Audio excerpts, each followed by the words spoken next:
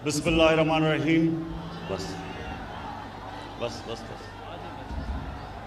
इय्याका नअबुदु व इय्याका नस्तईन।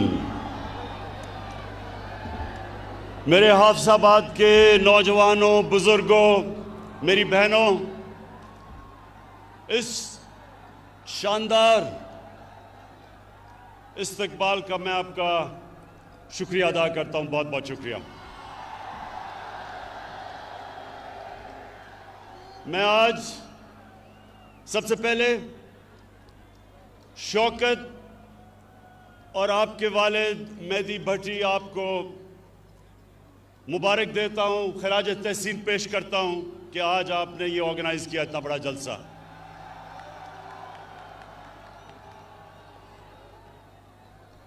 आज हमने हाफिजाबाद यूनिवर्सिटी और 400 बेड का डिस्ट्रिक्ट हॉस्पिटल बनाने का फैसला किया।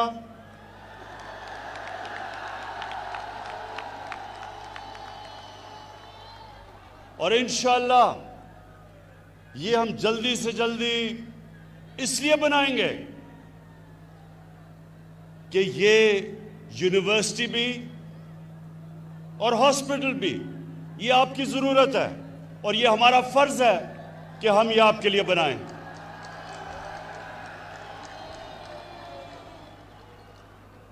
उससे ज़्यादा हाफिजाबाद, उससे ज़्यादा मुझे इस चीज़ की खुशी है कि पंजाब गवर्नमेंट ने फैसला किया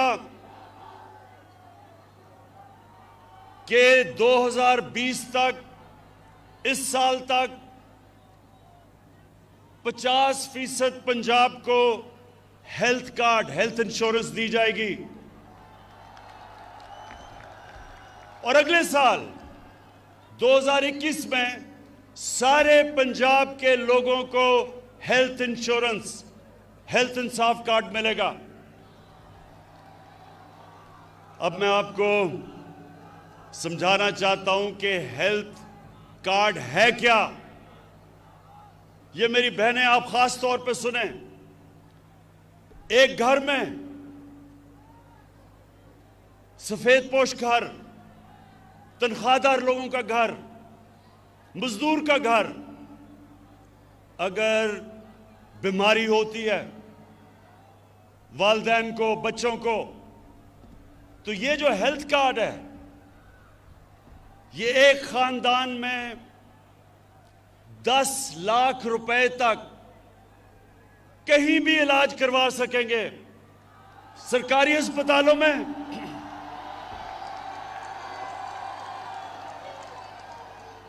या किसी भी प्राइवेट हॉस्पिटल में।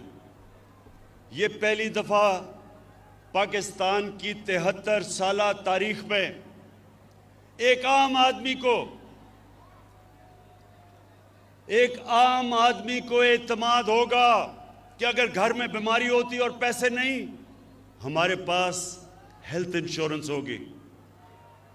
मैं आपको ये बता चलूं हाफिजाबाद के लोगों कि दुनिया में अमीर तरीन मुल्कों में भी इस तरह की हेल्थ इंश्योरेंस नहीं होती जो आज पाकिस्तान में हमने फैसला किया कि केपी और पंजाब में हम लेके आए।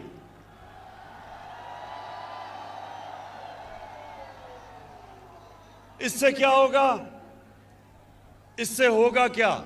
इससे यह होगा कि हाफिजाबाद जैसे इलाकों के अंदर, हाफिजाबाद जैसे इलाकों में प्राइवेट हॉस्पिटल बनेंगे।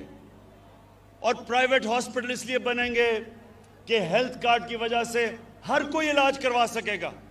अभी सिर्फ देहातों में सिर्फ सरकारी अस्पताल हैं क्योंकि लोगों के पास पैसा नहीं। बड़े शहरों में प्राइवेट हॉस्पिटल है। इंशाअल्लाह अस्पतालों का सारे पाकिस्तान में, अभी तो खैर पंजाब में और पख्तूनख्वा में एक अस्पतालों का जाल पिच जाएगा ये हेल्थ कार्ड की वजह से। दूसरी चीज जो चीफ मिनिस्टर पंजाब ने बात की, जो उस्मान बुज़दार ने बात की कि पनाहगाह हमने पाकिस्तान में पहली दफा शहरों के अंदर पनाहगाह बनाई। किसके लिए?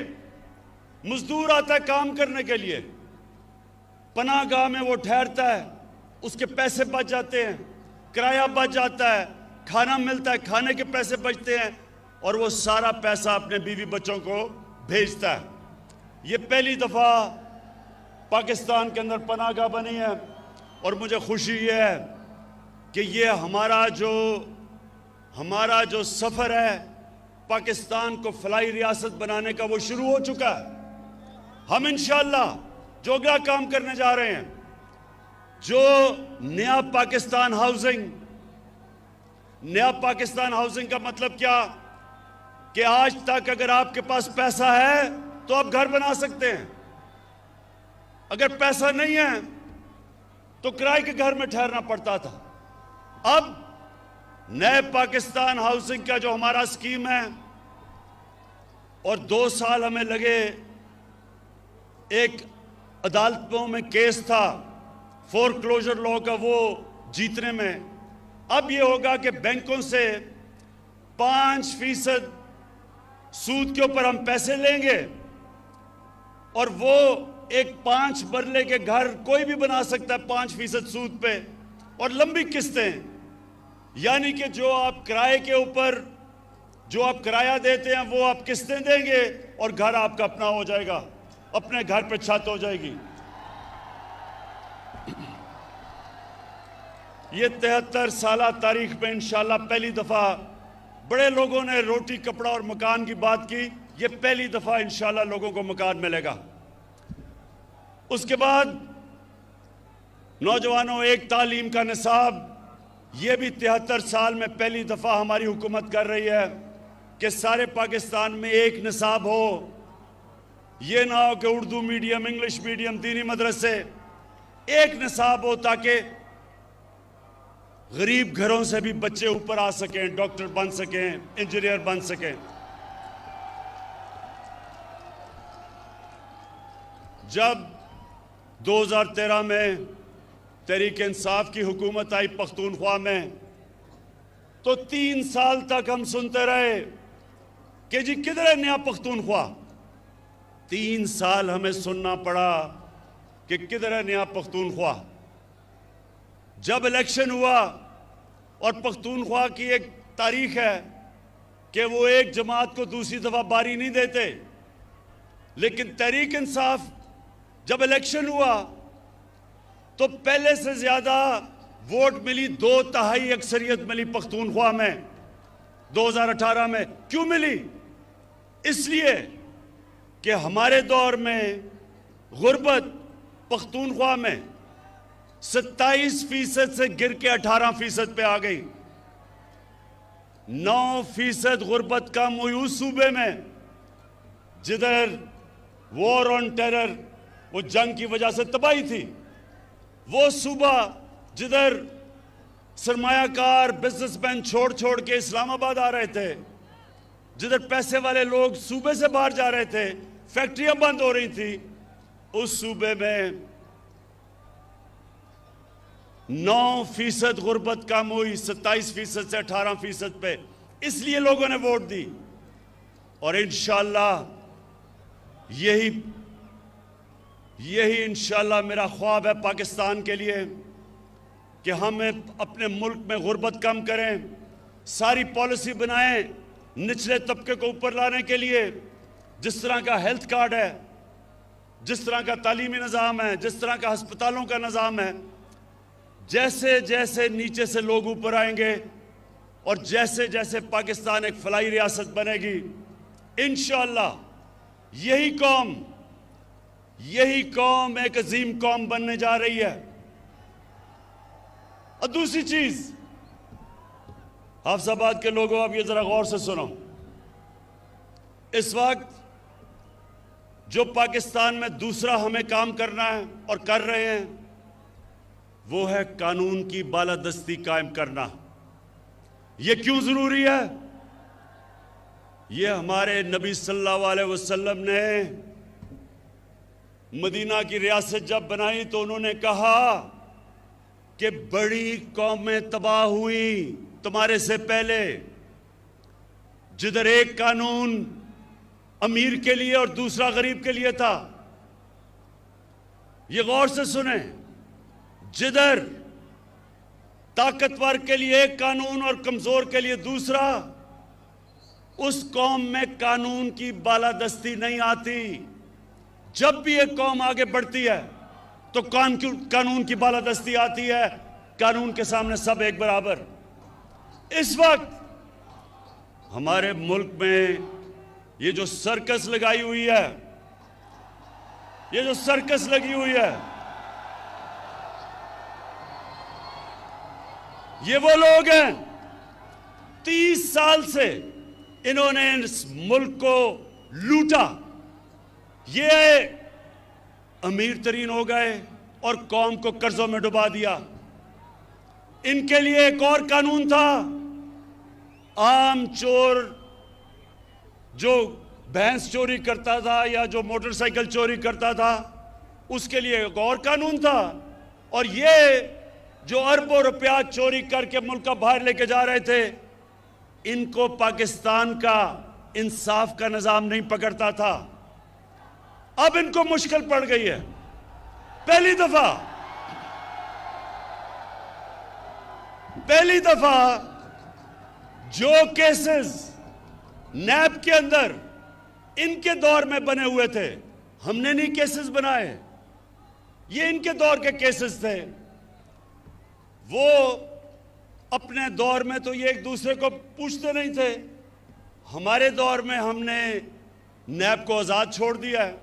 इनके दौर में नैब इनकी गुलाम थी, हमारे दौर में आज़ाद है। अब ये सारी ब्लैकमेल इसलिए मुझे कर रहे हैं कि ये चाहते हैं कि मैं किसी तरह नैब को ख़त्म कर दूं ताकि इनकी चोरी बच जाए। हाफिजाबाद के लोगों, पहले मुझे बताओ, क्या मैं इनको छोड़ दूं?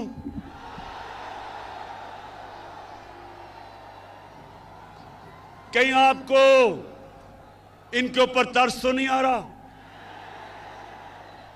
वो जब नवाज शरीफ की शक्ल आपने देखी कि जी बीमार हो गया, वो पता नहीं जिंदा भी रहेगा या नहीं। बड़े लोगों ने मुझे कहा, इमरान खान ये तुम क्या कर रहे हो, बेचारा मर ही ना जाए, पता नहीं जहाज पे भी चढ़ेगा या नहीं। हमारी कैबिनेट में भी एक दो ख्वातीन, उनके भी आंखों में आंसू आ गए इसकी शक्ल देख के। जैसे ही लंदन गया, लंदन की ऐसी हवा लगी कि सारी बीमारियां खत्म हो गई। तो ये जो सब इकट्ठे हैं, मैं इन सारों को आज पैगाम देना चाहता हूं कि देखें, आज तक आपका उन लोगों से मुकाबला था, या वो उनको अपनी कुर्सी की ख्वाहिश थी, या वो आप ही की तरह करप्ट थे। आज आप सबका मुकाबला इमरान खान से है। एक वो इंसान जिसको अल्लाह ने मुकाबला करना सिखाया है। मैं आज आप सबको कह रहा हूं कि आप जो मर्जी कर लें, जितने मर्जी जलसे करने हैं कर लो, लेकिन जब तक आप इस मुल्क का लूटा हुआ पैसा वापस नहीं करेंगे, आपको नहीं छोड़ूंगा।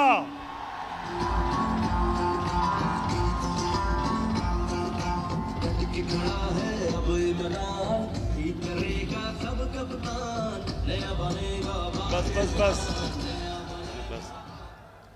अच्छा, इन्होंने पहले पूरी कोशिश की कि माशियत के ऊपर कहा जी माशियत खराब हो गई, इसको निकाल दो। फिर कहे जी महंगाई हो गई। इनके पिछले 10 साल में देखें कितनी दफा महंगाई आज से बहुत ज्यादा थी। फिर कहा जी कि वो कोरोना के अंदर इमरान को नहीं समझ कि वो जिस तरह नरेंद्र मोदी ने बंद किया था अपना मुल्क, इमरान खान को भी करना चाहिए। अल्लाह अल हक है, अल्लाह का शुक्र अदा करता हूं, उसने हमने कोरोना से भी बचा दिया। फिर इन्होंने एक फैटफ एक ऐसी चीज है जिसमें पाकिस्तान को इनकी वजह से ग्रे लिस्ट में डाला हुआ है। अगर पाकिस्तान ब्लैक लिस्ट हो जाता है तो हमारे ऊपर सैंक्शंस लग जाती हैं, हमारी माशियत बैठ जाती है। तो इन्होंने सोचा कि अब तो इसको ब्लैकमेल कर लेंगे कि पहले नैब को ख़त्म करो और फिर हमें फैटफ साइन करेंगे। इन्होंने मुझे नैब में 38 शिक्के हैं नैब की, उसमें से कहा 34 शिक्कों को इस तरह कर दो कि नैब ही ख़त्म हो जाए ताकि इनकी चोरी बच जाए। जब मैं नहीं माना तो इन्होंने क्या किया कि इन्होंने अदलियों पे भी हमला किया। 3 चीफ जस्टिस बैठे हुए थे जिनके खिलाफ इन्होंने बातें शुरू कर दी कि जी नवाज शरीफ ने कहा फैसला ही गलत था। 3 चीफ जस्टिस थे, अदलियों का भी अटैक किया और फिर पाकिस्तान के आर्मी चीफ और ISI चीफ को अटैक किया। आर्मी चीफ और ISI चीफ को अटैक करने का मतलब फौज को अटैक करना।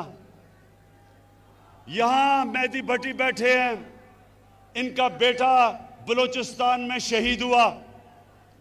इस तरह के कितने हमारे फौजी शहीद हुए हैं हमें हमारी हिफाजत करते हुए।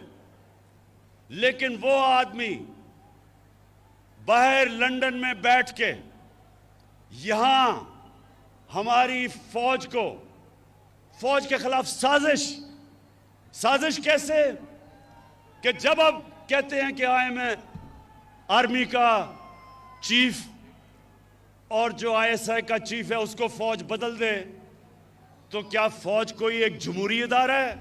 क्या उन्होंने नो कॉन्फिडेंस मोशन पास करना है? वो ये कह रहा है कि फौज के अंदर बगावत की जाए, वो ये कह रहा है कि फौज कू करे, यानी कि हमारी फौज तबाह हो। अपनी चोरी बचाने के लिए नवाज शरीफ तुम इधर तक पहुंच गए हो कि हिंदुस्तान की जुबान बोल रहे हो अपनी फौज के खिलाफ। इससे मेरा अज़म और मजबूत है कि तुम्हारी तरह के लोग, तुम्हारी तरह के मीर जाफर, मीर सादिक और मीर याद सादिक, इनको इंशाअल्लाह जब तक हम इनको कानून के नीचे नहीं लेके आएंगे और इनका पैसा नहीं निकालेंगे, इंशाअल्लाह मैं इनको नहीं छोड़ूंगा।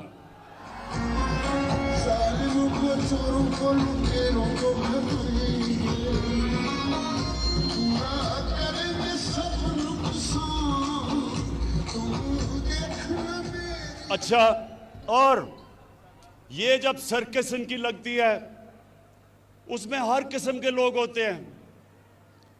एक ऐसा आदमी है जो कि कहता है इमरान खान की वजह से इस्लाम को खतरा है। मैं उनको एक पैगाम देना चाहता हूं और हाफिजाबाद के लोगों, आप इसकी गवाही देना। आज तक पाकिस्तान की 73 साल तारीख में, हाँ मैं इसी की बात कर रहा हूं, कि डीजल ये कहता है कि इमरान की वजह से इस्लाम खतरे में है। मेरी वजह से इस्लाम खतरे में नहीं है, आपकी तरह के लोगों की वजह से इस्लाम खतरे में है। मैं आज चैलेंज करता हूं, पाकिस्तान की 73 साल तारीख में किसने आज तक अपने नबी सल्लल्लाहु अलैहि वसल्लम का, उनका जो मौक़िफ़, उनके लिए कौन इस तरह इंटरनेशनल स्टेज पे खड़ा हुआ है मेरे अलावा? चैलेंज करता हूं आपको।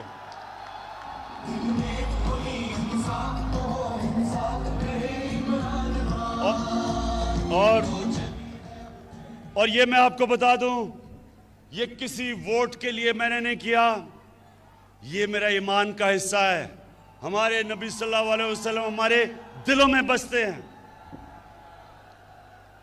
आखिर में ये सारे जो सर्कस लगाई हुई है, ये कहते हैं कि इलेक्शन में धांधली हुई, ये सारे कहते हैं कि इलेक्शन में धांधली हुई। मैं इनसे सबसे पहले सवाल पूछता हूं कि अगर इलेक्शन में धांधली हुई तो मैंने तो आपको कहा था कि जिधर भी धांधली हुई हम तैयार हैं इलेक्शन खोलने के लिए। क्यों नहीं आ पाए? मैं आपको बताता हूं क्यों नहीं आए।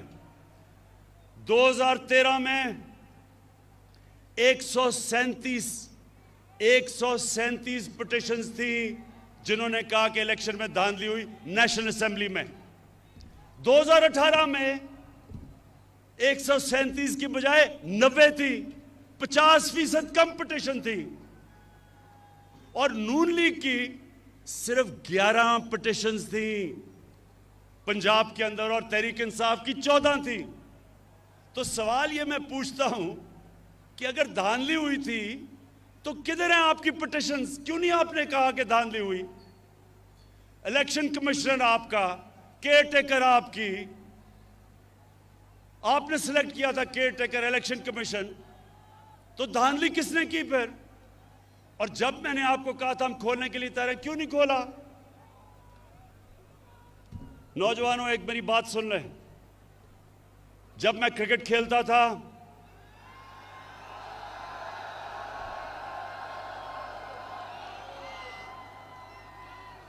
तो मेरे दौर में अपने अपने अंपायर होते थे।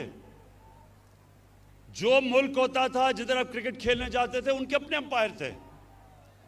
तो ज्यादातर जब टीमें हारती थी दूसरे मुल्क में तो वो कहती थी अंपायरों ने हमें मैच हरा दिया।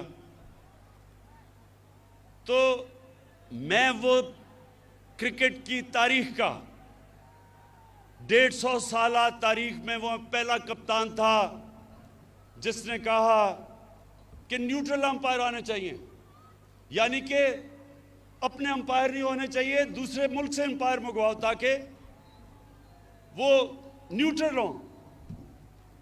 और आप अगर दुनिया की क्रिकेट की तारीख उठा के देखें तो पहला कप्तान था जिसने अपने मुल्क में दुनिया की सबसे ताकतवर टीम वेस्ट इंडीज के साथ न्यूट्रल अंपायर मंगा के मैच खेला। और फिर दूसरी टीम जो मंगवाई न्यूट्रल अंपायर से, हिंदुस्तान से जब हमारा मैच होता था ना पाकिस्तान उधर जीतता था क्योंकि जब टीम हारने लगती थी उनके अंपायर आ जाते थे, ना हिंदुस्तान यहां जीतता था और कई दफा हमारे अंपायर भी हमारी मदद करते थे। तो मैं पहला कप्तान था जिसने हिंदुस्तान में जाके हिंदुस्तान के अंपायरों के होते हुए हराया हिंदुस्तान को। और फिर बस और फिर जब हिंदुस्तान पाकिस्तान आई तो हमने न्यूट्रल अंपायर से उनके साथ मैच खेला और हमारी वजह से आज दुनिया की क्रिकेट में न्यूट्रल अंपायर हैं। जो हारता है वो हार मान जाता है, वो कहता है क्योंकि अंपायर अब न्यूट्रल है।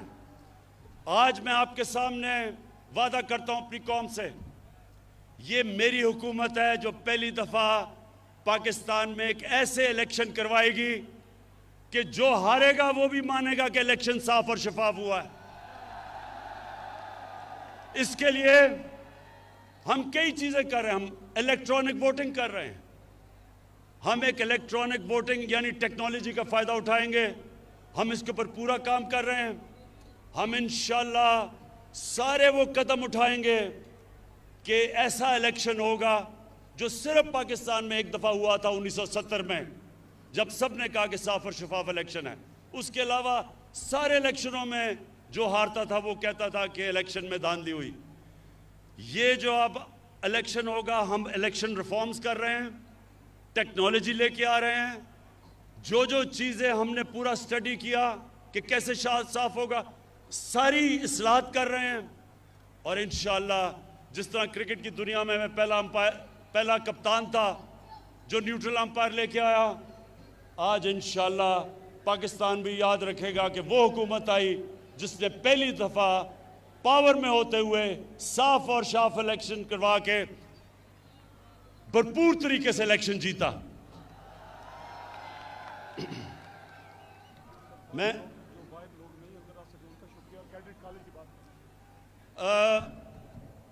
शौकत ने मुझे कहा है कि अभी लोग बहुत बाहर खड़े हैं जो अंदर नहीं आ सके, उनको भी मैं उनका शुक्रिया अदा करता हूँ, खुशामदीद कहता हूँ उनको।